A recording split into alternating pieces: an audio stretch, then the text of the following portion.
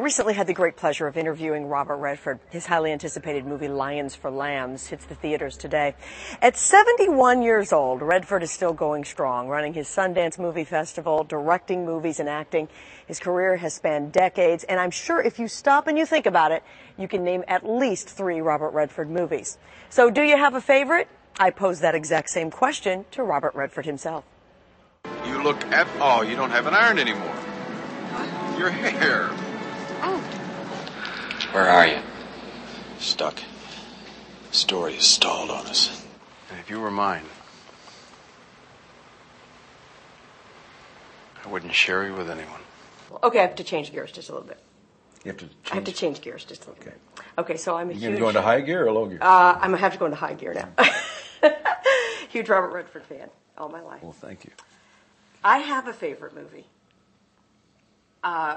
And I'm wondering first if you do. No.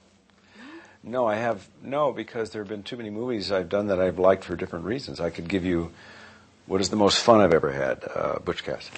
It's the most fun. What's the most challenging? All the President's Men, because it took 4 years to make, and the odds were so much against it. And there was so much pressure about were you going to do justice to journalism? Were you going to screw up journalism? Were you going to do a Hollywood version of this? The pressures on that and the pressure to get it right and the challenges, I felt very proud to have made that. So I liked it for that reason. I love playing the character in Indecent Proposal because I love the idea of playing a guy. So there's just different parts. The Sting, there's just different parts that I've liked for different reasons. You have not named my favorite one yet. Well, don't tell me. Can you give me a clue? Uh-huh. I can. Give me a really... Don't make it easy. Oh, well, this clue is going to be easy. You just eat up a lot of airtime while I sit here and I think. But whatever. I'll give you a clue. It'll be easy, though. Okay. Best month? The Way We Were. Best month. April. Best year. Best year. 1944. That's a favorite of a lot of people. I love making it. And almost didn't. Almost didn't. No, because the original part was, the way it was originally written, he seemed to be just sort of like a male model to be adored. And I said, well, I don't want to play a part that represents something. I'd like to be something. So when Sidney Pollack and I talked about it, I said, I'm really not interested in playing the character that's there at the moment.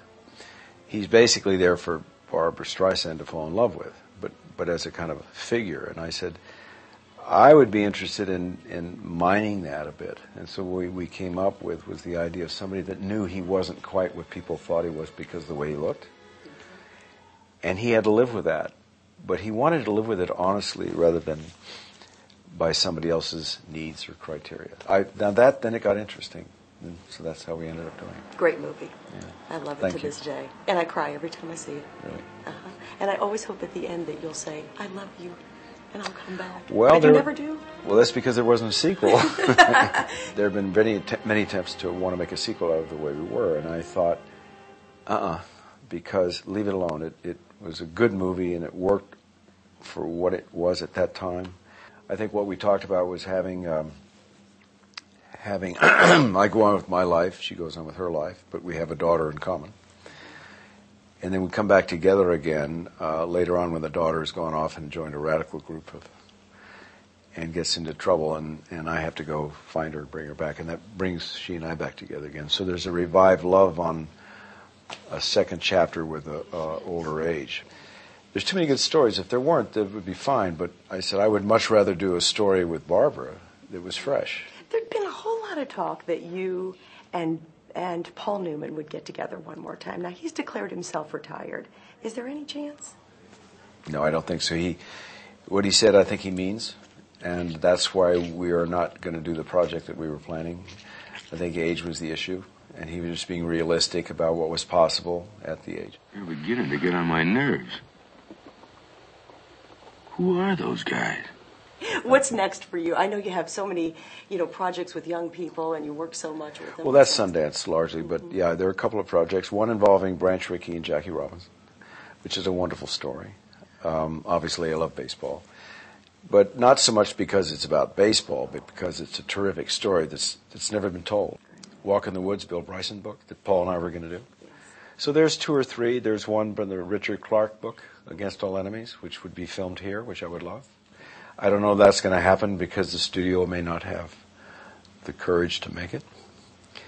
And we'll just wait and see. But we'll continue to see you in front of the camera as well as directing, right?